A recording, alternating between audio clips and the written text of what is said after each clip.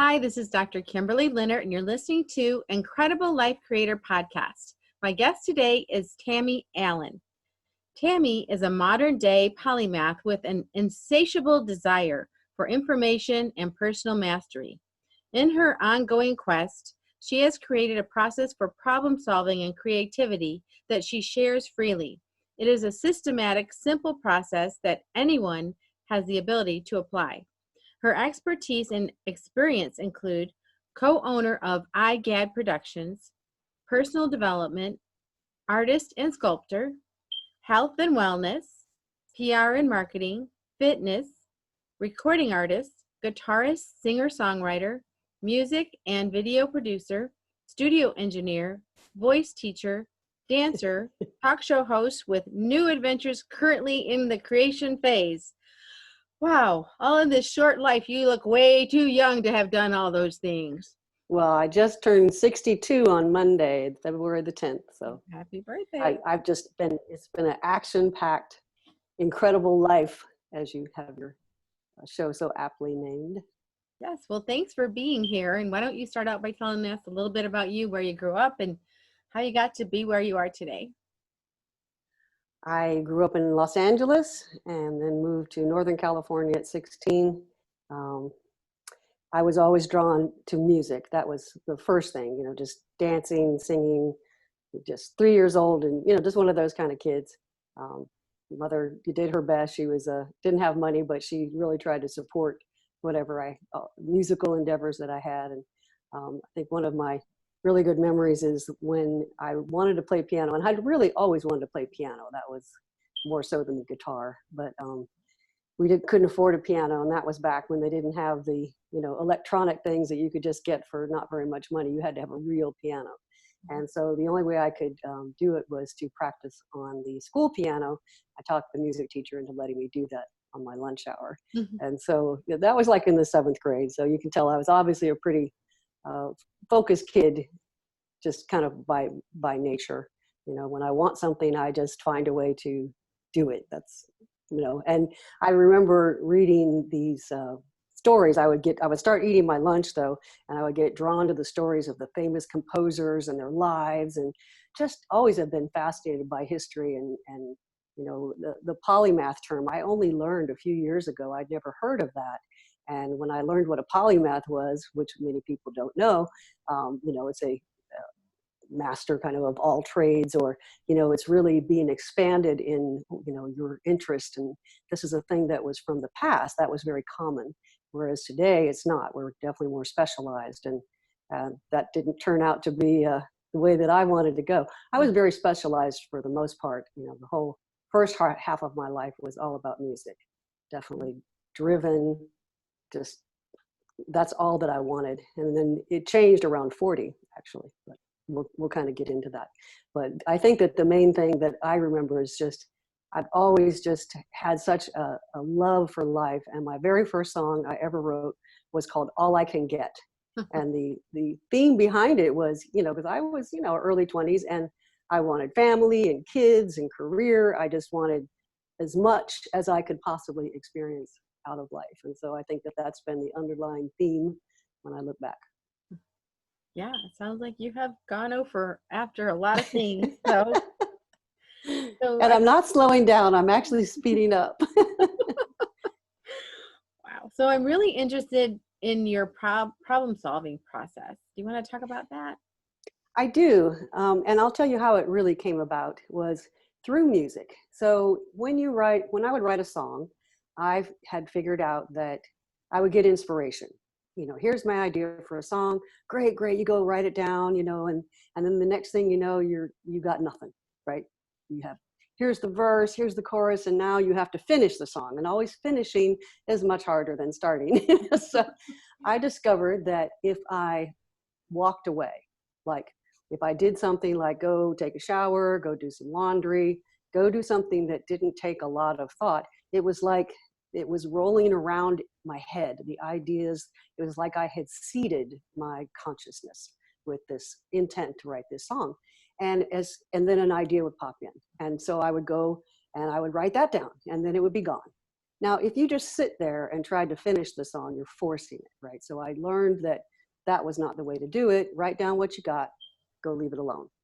And then I would, and that's the way I wrote songs all the time. And I did also discipline myself too, to not have several songs going at once. Early on, it was like I started 4 songs and I realized I'm like, I have none of them finished. And so I disciplined myself to just, you can't write another song until you finish the one you started. And I have done that little bit of discipline has really served me to actually complete things versus just, being so scattered. Mm-hmm. But anyway, so I would notice that I could, in that way of not sitting there, ideas would just come. So I thought that was my training, that I, because I was in music and, just the ideas came naturally and easily, that was no big deal. That's just how it was. But then I ended up doing PR and marketing, and which basically was I found somebody that she partnered and said, here, do this. And it was kind of in line with music, and I'll train you, which was, here it is and go. but that's kind of the way with most jobs. And I really took to it. And I had always had my own band and always ran the business. And so I actually like business, and everything is business, including, music is a business. So anyway, I found that I really took to business. And then from there, I started a marketing company called Do Good, Get Rewards, which was a volunteer rewards program for people that volunteer. And it was, when I was doing the PR and marketing, what I noticed was that the hardest thing is to get people to physically go in the door, right? That's the challenge of all businesses. And experiential marketing is the best way to go. If I meet you, now we have a relationship. So, I knew that was the whole key. So I also have been, as my husband would say, the term came from, he would call me a do-gooder. so the do good, get rewards, I realized how many people volunteer, how much good is going on in the world. And we just don't hear about it. We don't focus on it, and we don't celebrate it. I mean, we kind of do, but we really have no idea that there are millions and millions of volunteers, especially in this country. We are just naturally that way. And so that's when I put the two together. It's like, well, wait a minute, what if they're doing those hours, and then I can get the businesses to give some rewards, and I put them all together, win-win. Mm-hmm. So when I get an idea, I just go. and so I did, and didn't look back. But now I had to build this website, had no experience in it, and the function had never been done quite like that before. But I found a great company, and I have always used my instincts, your feelings, your gut feelings as to who to choose and that. And I found a great company, went with them, and then I would tell them what I wanted the site to do, and they'd be like, oh, like they didn't know how to do that. That hadn't been done. And I'm also a logical person, so I would hang up the phone, and I would get an idea. Well, what if you made this, do this, and then this and this? And I had no experience in that, none. And so I was like, well, that's weird. And then when it happened like 3 to 4 times, and then they would go, oh, that's a great idea, low tech. And low tech is actually good, because then it doesn't cost as much money, but everything is A, B, C, D. So all I was doing was really that. But I noticed that, wow, that happened just like when I was doing a song. And creating the whole site and creating the whole business, the same exact process would happen over and over. Like I would, like you start a business, or you have to create content on anything, and so if you kind of seed it, so you here's what my intention is, or here's my problem, and now you know what that is, you identify that, you start to kind of look for solutions. So you're seeding your mind, so to speak, and then you leave it. You can't have any anxiety about it. Just don't even think about it. Just go do something else. And an idea comes. Well, as soon as the idea comes, take action on that idea. And it happens incrementally. So it's really just a very simple process. If I really would spell it out, it would be identify problem. You're going to ask the questions, let the problem go. And then you act on those ideas or impulses that come. And they come very quickly, and they're very subtle. And it feels like just your mind talking, because it is your mind talking. And we can call it all kinds of things, and it doesn't matter the name. The fact is that we get ideas, we get flashes, we get an urge, we we see something that gets our attention. It's so subtle, but you should always act on it. And a lot of people will try that and go, well, that didn't work. That must not be right. I can't trust it. And that's actually not true. If you have fear, if you are, then you're coloring it. So if you're anxious, if you're mad, then the ideas that are coming are not going to serve you because they're based from that emotion. So the emotions, and that's why I say you have to go do something that's, let it go out of your mind, go do something that's very neutral. Don't go focus on a book. I'm going to go read a book now, because now your conscious mind is very involved. So it really needs to be kind of open and clear and in receiving mode. But if you just try to sit there and wait, okay, I'm ready, nothing is going to happen. And I want to tell you why I think this works and why it's so sure. It's a very sure-footed way to do it. It's not a quantum leap. It's not like I'm going to win the lottery. It's very much in the moment. So I don't get inspiration for what I need to do next year. I only get inspiration for the probabilities that I have access to now in this moment. So, you only have the probabilities that I'm going to wake up in China tomorrow are non-existent in the physical. So if you don't have money, where you live and all of your circumstances, that's data. So I like to think again in terms of logical stuff. This is what I have available. Here's what I'm trying to do. Here are my options. So you kind of just let that all churn around. And then, from that, you'll get an idea based on what is available to you. Act on that. As soon as you act on that, then your probabilities increase. Now your options increase. And now, so it's so sure-footed, it's so easy, and we make things so difficult when if you would just think in terms of, what can I do now? What can I do now? What can I do now? You can't not get there, when you have that very sure-footed, systematic approach. And there is no wrong, because even if you try something and it's wrong, again, you've got a new perspective. Well, that didn't work. What else can work? So it's just that problem solution ideas, act upon it, and you can't not get there. And then I found it applied to every aspect of my life, whether it's creativity, whether it's cooking, whether it's dressing, whether it's relationship, whether it's children, it doesn't matter. It's the same exact process that you can use to and I call it navigate. You're navigating through life, and you're doing it in this very sure-footed way. And that's how I'm able to do so much stuff. And I don't have fear about it, because I have a track record and I've built it up over the years, and I have learned to trust it. So just by, like everything else, like practicing piano, you have to practice this process too. And you have to get some successes. Oh, that worked. Oh, look, I did that. And then the minute that you do that, you have to reassure your doubting mind to go, no, you did that. And then, so, always standing on your successes, and take your failures or your misses or whatever, you want to put them in the negative way, as merely information to launch you to that next place. That's pretty much it. Wow. What I'm hearing you say is that instead of trying to find out what we're doing next year, just listen for the next step. And then based on that, you listen for the next step. That's it.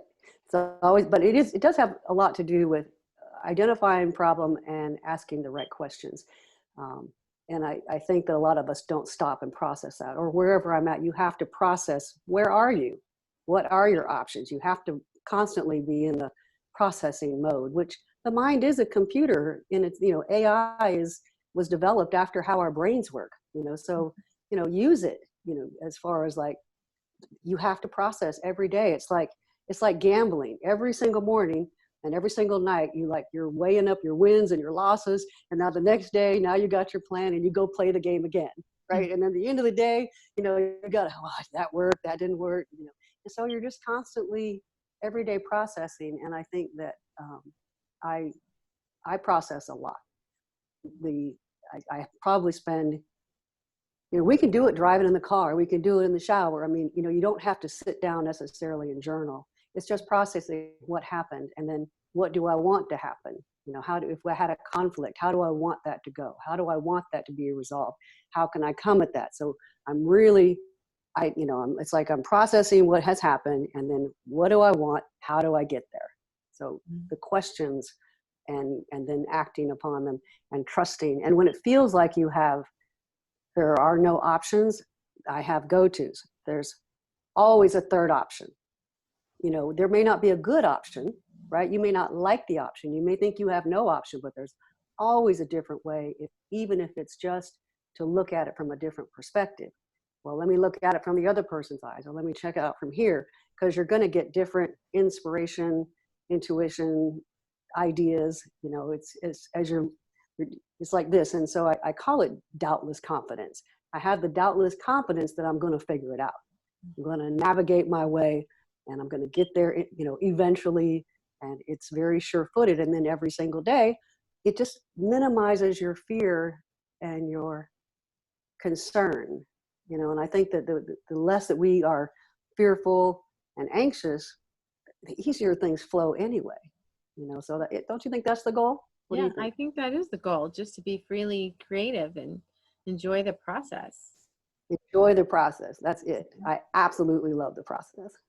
Yeah. That's once I really got my sea legs going with the process, then I just want more, because now I get the process. So, now it's like full on. Well, what can I do now? It's exciting. And not in a way that's like, oh, look at me. I don't do it for look at me. I do it because I like the inspiration. I like seeing what I can do. That first, exuberance of I want all I can get. Well, don't we want to self-actualize, as much as we can? But there's no end state. I'm always actualizing. I'm never self-actualized. Yes, that makes total sense. And as you're going through this process, what is the importance of other people's input? Like when you were putting together the website, you were asking professionals, obviously, but as you're going through that process, do you ever get stuck and you think, oh, I should talk to someone else? Or how do you? Oh, sure. That's part of it. And I call that the time in the desert. Because, and I do like make jokes of, just about anything I can make a joke about. I'm going to try to frame it in a humorous way. Because again, that lightens things up, because we take life so seriously and our problems so seriously. And, so, I've always been one that will, I'll jump out. Okay, I'm going to go do this. And then I'll get people to come with me, and then I won't know what I'm doing, and I'll go, shit, I don't know what I'm doing.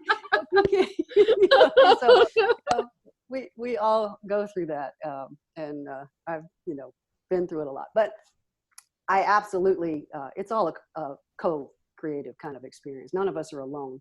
We can't even survive without food, and we're all very interconnected in that. So absolutely.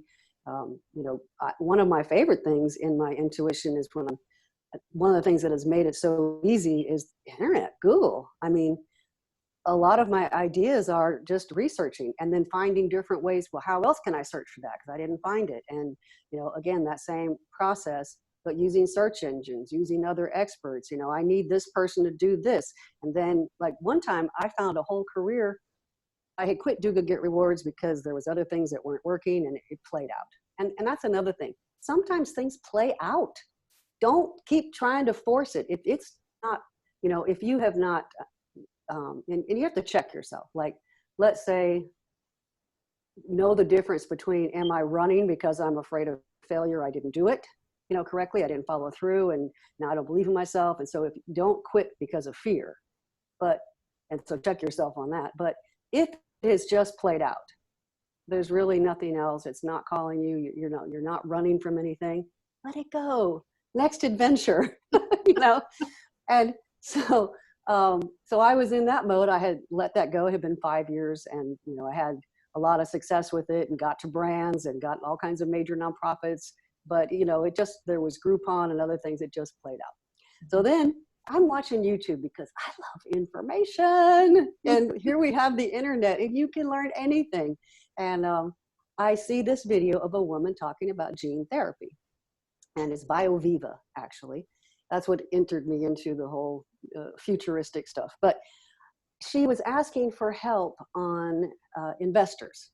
And I could tell she didn't know what she was doing. Well, I had been through the whole startup program and pitched investors and knew how to, through the whole process of me doing business, I dove all the way in. And so I'm watching her, and she asked about help with investors. And I really liked her heart. I could feel she just wanted to help people, and she wanted to bring this gene therapy to, help with aging and all the diabetes. And, sure was genuine. Mm-hmm. And so this is one of the things that will happen. My attention will go, huh? It's that simple. I didn't know her from anybody. Huh? And I was like, well, how can I help? Question. Mm-hmm. Immediate answer. She needs investors. You've met with all these top investors. So I sent an email, investor introductions. Needless to say, I got a quick response and did get involved with them much deeper and helped them. They didn't know how to do a pitch deck, and and helped them with marketing things, and then that played out too. But it was a wonderful experience. But you never know where life can lead you if you just pay attention to those things. And I wasn't looking for anything back. I was just trying to help. That's another thing. If you don't have like an agenda, again, you're trying to get money, that makes it a lot easier, to be clear, because we don't have attachment. We have to have attachment as humans, but let's try to keep it in check. Try not to be, because again, fear and anxiety is going to not give you as good of an experience as if you are more clear. Yeah. And I know in order to do all these things, you must have a lot of actual physical energy, not just emotional or spiritual or whatever, but a lot of physical energy. So what do you do to keep yourself healthy, to keep yourself going at this rapid pace? Well, I think it's actually all of my adventures. The more that life is, the more excited you are about the things that you're doing, the more energy that you have. And I don't want to watch other people's lives. I want to create my own. You know what I mean? A lot of people they love movies and they'll watch them over and over. I don't do that. I never have, really. Very minimal. I spend an hour with my husband at the end of the night, and it used to be he had a hard time getting me to do that. And when he goes away, all I'm doing is getting information. It's like there's so much out there. It just keeps you excited. I did have health issues though, and I dove. There's ways to heal yourself. I do not accept that. I don't accept defeat. Period. And there's ways to heal yourself, but you have to take responsibility for that. And again, here's my problem. How do I solve it?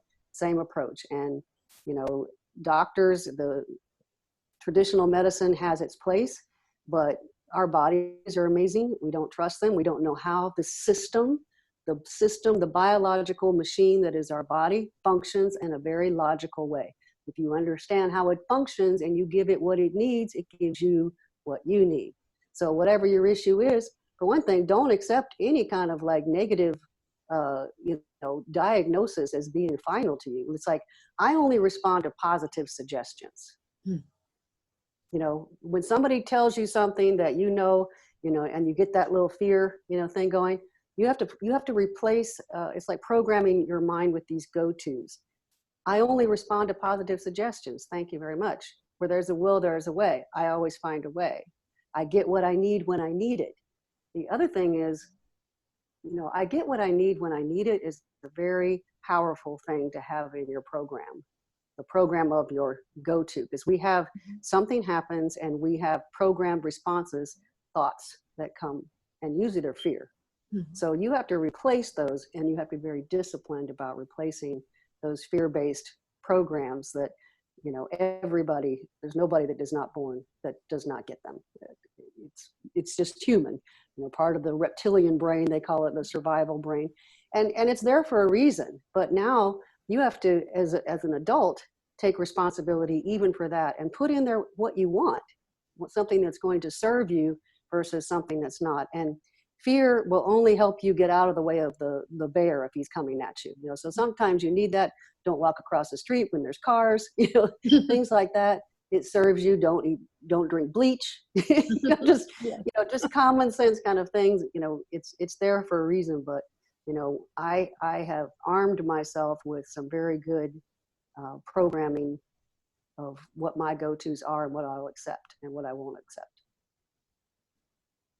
So anyway, I healed myself from IBS.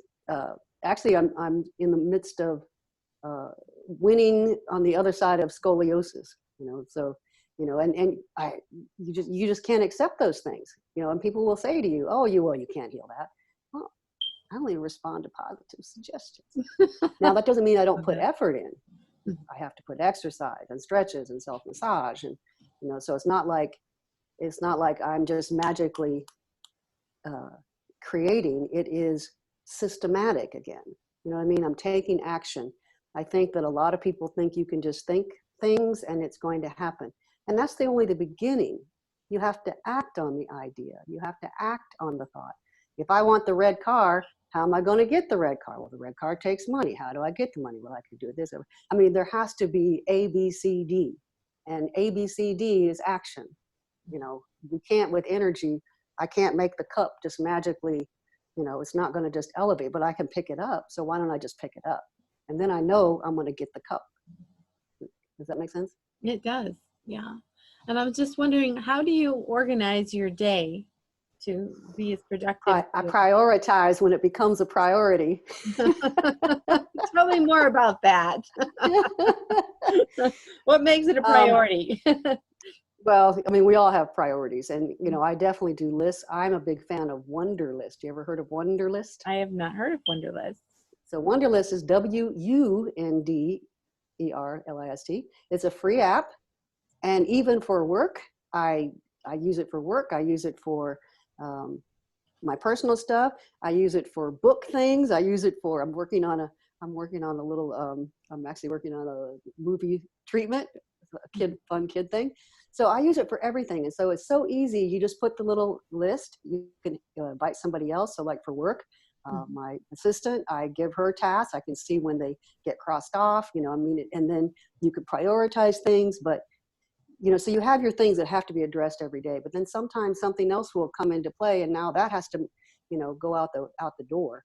And so what I like about Wunderlist is I take and I look at it every single day. So as I've completed something, I look back at my list and I look at it. What is the priority? Or, or if as soon as I need to do something, if I can't do it right then, it goes on the list, and it doesn't go off my list. And my list is very big until I have actually completed it. So that way it can be on my list, like something like, okay, I need to get our sewage cleaned or something, you know what I mean? Not those kind of things, not a priority, but one day I'm going to get to getting our septic tank cleaned out, I think it might've been there for a year now, but Wunderlist, I just absolutely love it because it's on your phone.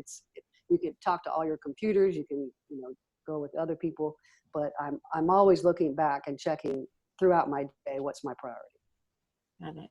And when you're doing creative things like you're writing music or you're doing your art, do you just block off times for that to be in that creative zone, or how do you do that? No, I mean, it depends on, I have to have a problem.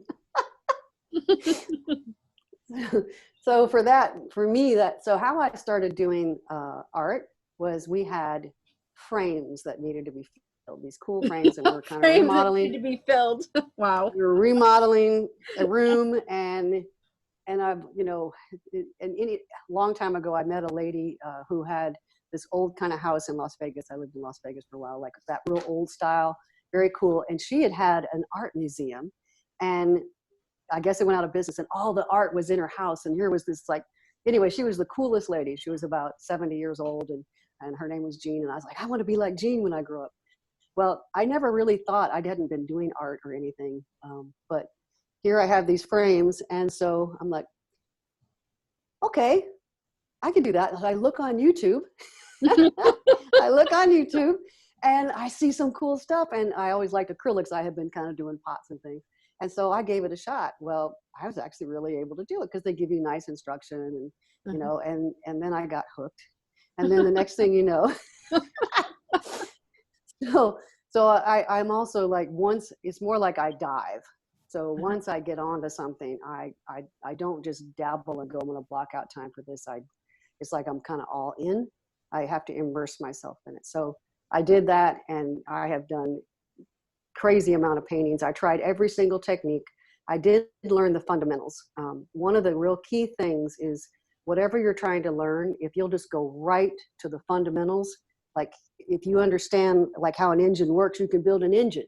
Mm-hmm. So whether it was when I was writing songs and I went to piano lessons, but I knew I was more of a singer, I went and I asked my piano teacher, I just went right for private lessons. And I said, teach me music theory. Because with music theory, I will know how to create the songs. And that's what my ultimate goal was. So if you've defined your goal and, you know, here's what I'm trying to do, then learn the fundamentals of it, because now you'll be free. I learned the fundamentals of songwriting. And so my songs are consistent because I learned that there's a basic formula that you only use it for the structure of it, not as I have to do it in this way, but it's a guide to keep you consistent and just as a foundation. If I didn't learn about how color theory works or how depth is in the painting, or, you know, if I didn't learn those things, I would be limited, right? The same thing with songwriting. The same thing if I didn't know about music theory, I would be limited if I didn't have that knowledge. So once I realized that I wanted to really do art, now I'm going to dive in and I'm going to really become a student. But you can get to the information you want so quickly now with the internet that I taught myself completely. There's all kinds of teachers on there. No matter whether you're, you know, doing the screen treatment or whatever, the information is there. All you've got to do is just kind of dive into it and try to pick out what's really important to you. You know, I'm good at being able to like assess quickly. This is information I can use. This is not. If it's not, come at it a different way. So I do move very quickly. I think that there's I like to process fast, and I also like things I call it Twitterized. Mm-hmm. So if I'm communicating to you, I have to make it very bullet point, very, very short. We all have short attention spans. The world is moving really fast, and I have obviously a short attention span. But I'm not I'm a hyper focuser though. I'm not like a distracted focuser. I can multitask really quickly. I can go here, you know, but if I'm really focused on something like, you know, creating something, everything else goes away. And art is really, really fun. And I love abstract art because I actually don't want to know what I'm going to paint. I want to discover what I'm going to paint. So I have an idea, I have the colors, I have, you know, this, and the same thing happens. I start, oh, that's great. And then the desert. And then you start looking like, and a lot of artists will talk about fighting with it, right? Mm-hmm. So now you're kind of like, oh, that doesn't look good. And so same process. Like I learned that if I started to hate it, and you start to hate your own work real easy, all of us do, right? Well, I would stop. It's like, okay, stop, don't keep going, don't grind on it, go leave it, and then come back the next day. So I would do that. I would come back and I looked at what I had, and anything that I didn't like, I would white out. Just paint, you know, the cool thing about, you know, painting, you can just paint right over it, start back over, and I would keep what I liked. Mm-hmm. Now you have a whole new perspective, a whole new everything. And now I still don't really know what I'm doing, but I'll try a little thing. And then I'll get an idea. Oh, what about that color? Oh, look at that shape. And so it's so in the moment. It is one of the most addicting, satisfying things that I do. And I totally lose track of time. I mean, it can definitely be, you know, there has to be like, just here's a block of time that I am going to do this. And now my whole house is filled with art. But now the sculptures, I have to tell you, the sculptures, the same way. I was wondering about that. I'm like, okay, there weren't any frames to fill with the sculptures. Well, there was. Oh, contraire. So in remodeling this amazing home that we live in, and of course that was a synchronistic event as well. A lot of hoops to jump through, but it was the same process. But so we're remodeling this great room, and we decided to it would be cool because take the shelves off. So now I've got these great big spaces, and I'm thinking, oh, I could find some sculptures to go in there. The spaces were too big. everything was $10,000, you know, if you could even find anything. And even then I didn't like anything, right? Because I kind of had an idea in my mind. But so I really looked hard and I found nothing. And I saw a guy that was putting plaster of Paris on things that he made from wood, like different. And my attention went, what's that? I work with joint compound, mud, you know, the stuff you put drywall. I use that on my paintings for texture. So I was like, well, I already used that. Okay. Da, da, da. So I'm in the thrift store. Who doesn't love thrift stores? And I'm like, but I don't do wood. What can I see lamps, old lamps. So my attention goes, I could put the plaster of Paris on that. And so I ended up I created my own whole technique. And so I would find different shapes of cool lamps and take off all the guts and the different pots and just make it together. And then I started out with plaster of Paris, and it took me a while to fine tune my process, same exact thing. And then I ended up using the joint compound. And it was so much fun. It's like putting together like Legos or something, you know, and it's all about shape. And then I would paint them and sand them. And I like power tools. I discovered I like power tools. I love tools too. I love tools. Oh my God, Harbor Freight is the best. You know, when I first went in to buy a table saw, because I wanted to make really big art and I had to make my frames. So I had to go get table saw and I just loved it. It's like, you know, we get to get in touch with our male side. Yes. So even that, it was just problem solving. And now I have Sculpture City, and I mean, you know, I just kind of go crazy. But I do it in kind of concentrated times. Like, okay, here's this block and here's that block. But I even ended up working with cement. How is that? I was in the thrift store and I saw these cool wood coffee tables, and my attention goes, Nah, I don't need coffee tables. So I just let it go. And I go home and I see a magazine with a guy, he's putting furniture, this high-end kind of furniture, and it's real blingy, right? And he tells his process, and I'm like, no, I don't want to do that. And for some reason, cement popped in my head. So I decide that I'm going to so I go back and I buy the tables. And I'll have to, I haven't even got any pictures up of that, but I actually had success. It was really difficult to figure out how to do an overlay of cement on the tables. But, you know, but I did it. And one of the other cool things that when I was looking for the cement and researching, I was going to work or not by just working it out in my mind.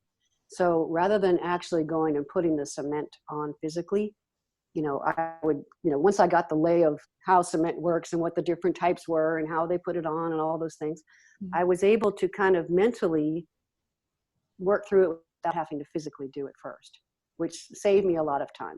And then I did it, you know, it was very messy. Working with cement. That's what I was thinking. Very messy. It was not pretty. You know, you have to have all of the stuff. And, you know, my wonderful assistant, Joni, she'll do anything with me. It is fun to have somebody else to play with that's just willing to get into power tools and get dirty. And, you know, it's not necessarily, you know, pretty work, but that kind of makes it more fun to me, you know, just willing to do those outside the box things. But I did end up finding that bendable cement. So there's this bendable cement that's kind of more malleable. And I ended up working with that and was able to do that. And then I colored the cement with different mica. You know how we put, you know, like the sparkly stuff? Well, I would add that to the cement. So now I would have some additional kind of texture and color and blah, blah, blah. So it's just fun. You know, it's just plain old fun and messy, but fun. Very messy. It's very messy. And then also the table got quite heavy, which didn't please my husband. So you can see it's just really like, oh, we try this now. Can we try that now? And actually my home now, the whole concept is that it is a kind of an art gallery, contemporary design kind of thing. And eventually I'll take pictures and try to submit that to magazines. But in the meantime, I get to live in this amazing house, and I'm still not finished filling it up with art yet. Beautiful. So you have more to do. I have more to do. That is. More adventures. So, has there been any times in your life when you've had like an aha moment, something that kind of surprised you or you thought differently? Well, they're kind of all like that. I think everyday life there's you're going to get learning and ahas. Currently with IGAB Productions, um, I never thought that I would do like that kind of a business. Um, and it's an audiovisual production house, and we have some very big and wonderful clients, and hiring good people and the relationships and relationships are much more difficult to me than art, and I've been using those same skills with the relationships, and now it's still another type of system. A company is still a system, and there's different functions, and then the people and what their needs are. And I don't like hierarchy, meaning that in the body, the brain is not more important than the heart. They've got separate functions, but you can't take the pieces of our body and pull them out. You need the whole thing. Mm-hmm. And there has to be somebody that is in charge, but it shouldn't be that I don't like the idea of making anyone more or less important. And to make that system work correctly and function, you really have to learn what their needs are, how they communicate. The same problem solving that I do with anything else is when we're trying to work together towards a goal, and it's of mutual benefit, then I've still got to listen. I've got to make sure that they get what they need. And a leader is the biggest servant when it comes down to it. A leader should always be serving. Mm-hmm. What happened? My computer just went, she's not doing anything. Anyway, so I've really, even though that it's, more administrative stuff, and I have to deal with lovely taxes and all the different admin is something I never wanted to be that, right? But I've enjoyed the heck out of it because I get to, it's like it's just another medium. You know what I mean? It doesn't matter what it is you're doing. You can bring all that you are to it. You can bring your passion, you can bring your problem solving, your creativity, because there isn't anything that isn't creative. And it doesn't now, it's like it's all the same. They're just different mediums and adventures that we now get to apply our full selves to and commit to. And that's what I have really loved about now doing the company. And then, the bonds that you make with people when you're in the trenches together. When you're in the fight, and then that person is not going to let you down, and you can count on them, or that's why people, when they after war, they have those lifelong bonds, because they were in the battle together. And trust comes from when you show me that I can count on you when it gets tough, and life does get tough. Life is still it's got its struggles. There's no two ways about it, but it just depends on, what kind of, how can I learn from this? How can I frame it so that I don't look at it as anything more than a learning curve? So every time you have a hardship, a failure, go-to is just learning curve. Mm-hmm. When I was making the paintings or the frames, had a artist friend that had helped me, and our first frame was terrible.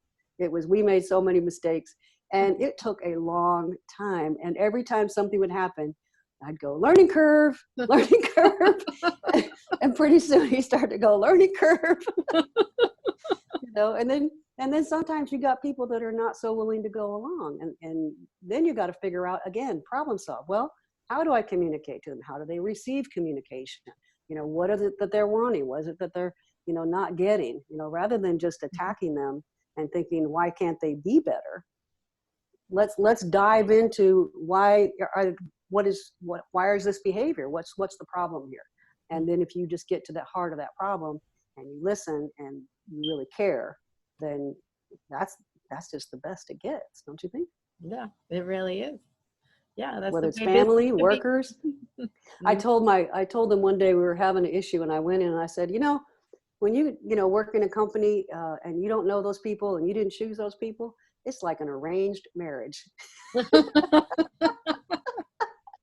And I said, we have to learn how to communicate because we don't want to get divorced. I've never heard it that way, and I love that. Well, they got it. And one of my correspondents, he was texting me, and he's doing something, and he says, and I'm really happy. He goes, I don't do well with divorce. I don't know if that was a politically correct thing to do. It was just, Uh-huh. Hey, I'm still a woman. We Uh-huh. can use whatever analogies that we want. But I wanted them to know, isn't that true though? Like you're just, when you work, and especially when people are, there's a lot of employees, they didn't choose those people, Mm-hmm. but they got to learn how to deal with them. Yes, they do. Yes. That's an arranged marriage, isn't It it? is an arranged marriage. That's a great metaphor for that. It was just inspired. Mm-hmm. So, Tammy, if people want to contact you or learn about your art or your music or all the things you have to offer, where could they find that? The first thing is tammyallen.com, which is, of course, pretty easy. I have to say, I've been so busy with adventures. I don't do a lot outside because life is just so full and busy. But I do have 4 CDs that I'm very proud of. It's all original music, amazing musicians, just really high quality. It's all of it's available. Just put Tammy Allen in any of the digital formats, Spotify, iTunes, Pandora. You'll see my music come up, and it's jazzy, poppy, worldly. I like to meld all types of things, and I'm really proud of it. It's very upbeat music, very happy. Obviously, I'm a pretty happy person, so you're going to kind of write what you know. But I try to do it more in story. It's not like, oh, go be good and just think positive. It's not songs like that. It's more about freedom and how you just have, and a lot of Latin, and there's amazing jazz musicians that are here in Atlanta, and it's a very contemporary type of music. It's not the standard, but I'm really proud of that music, and it still makes me very happy that I created it. So I would love it if people were to be uplifted and enjoy it. That would make me very happy. Yes. And in addition, just because I'm already happy, but Mm-hmm. it could make, we like to share ourselves, Yes, yes. So thank you so much for being on the podcast today and all the techniques and strategies you shared. It's been awesome. Well, I appreciate you and what you're doing and sharing, because sharing is very important. We share the information freely, and people hopefully will take some of it and use it, and that's just like the best gift ever. That's what gives you the energy back when you share it, and they can get some value out of it. That's the best. That is so true. So what's your best advice for others to live a most incredible, amazing life? Always be up for the new adventure. One of the things millennials, I have many that I mentor, they resonate with me deeply because I don't say you just have to do one thing, that you're not going to be stuck. Don't be afraid. Even if you're in a job you don't like, that's just a temporary thing. Don't like quit a job because you think, oh, I'm not happy here. Put all yourself into that job, problem solve that job, be amazing at that job, and then be always looking for the new adventure, because it will pop up. And don't get stuck. That's an old type of thinking. I don't know if you were really paid attention, but these specialized jobs came from the industrial age, where workers were needed in factories. Workers were needed to specialize, but also because there's so many people. So the whole thing with encouraging polymath, that was, back then, and now, it's not. But we're coming back to that, and the reason is, for one thing, our AI is going to make it easier. We are going to have more free time. The factory workers are going to be, it's shifting out of that. And so more creativity, more, there's just, more adventures. It's going to free us up to do more things and become polymaths and not be stuck into just one occupation that we have to do the rest of our lives. And the young people today, they don't want to do that, and they see it's not working. That's not, the future is, gig gig works, like I'm going to do this, I'm going to have this job, that job. And the more skills that I have, then the more freedom that I have, the more I'm going to get paid, the more flexibility. So, just be a big, love life. What can I learn now? What can I do now? What can I do now? And just try to keep that going. And that's what keeps me definitely full of energy, because I'm always calling for more. Does that make sense? Mm-hmm. The more that, it's not like you run out. You know what I mean? If you've got something that you're excited about, you're not going to run out of energy to do it. It's a great way to end. So thank you so much for being here, and we'll talk to you again soon. Thank you, Kimberly.